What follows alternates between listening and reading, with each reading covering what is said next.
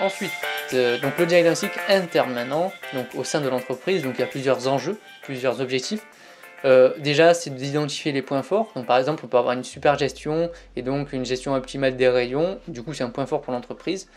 On peut avoir des points faibles. Donc, par exemple, c'est le management d'équipe. On a du mal à manager une équipe, on a beaucoup de turnover, donc ça c'est un point faible pour l'entreprise, et ça permet d'identifier les facteurs clés du succès. Donc par exemple c'est l'innovation principalement. Qu'est-ce qui fait qu'on est différent de la concurrence? Qu'est-ce qui fait qu'on va plus vite qu'eux? Qu'est-ce qui fait que les clients ils viennent chez nous? Ce sont tous les facteurs clés du succès. Et il faut les identifier au sein de l'entreprise, puisque chaque entreprise a forcément des facteurs clés du succès qui font qu'elle réussit, ou malheureusement qu'elle échoue si elle n'en a pas. En termes d'exemple, je vais vous donner par exemple le diagnostic interne que j'avais fait une fois.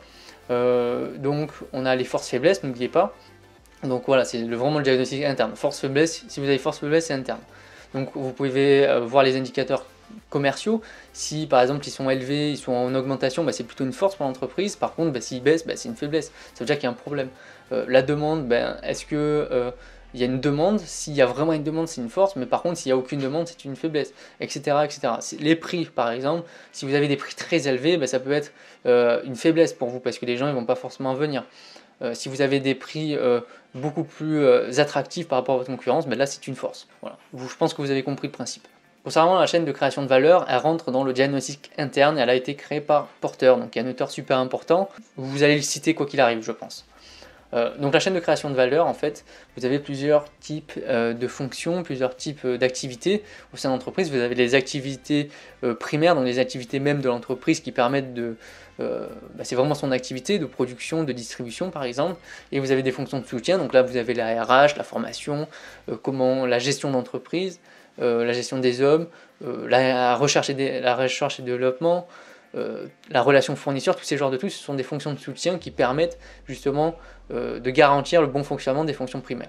Donc ça c'est la chaîne de création de valeur, mais qu'est-ce qu'elle permet? Elle permet déjà d'identifier, comme je vous disais avant, les facteurs clés du succès de l'entreprise. Quelles sont les activités qui permettent de se démarquer.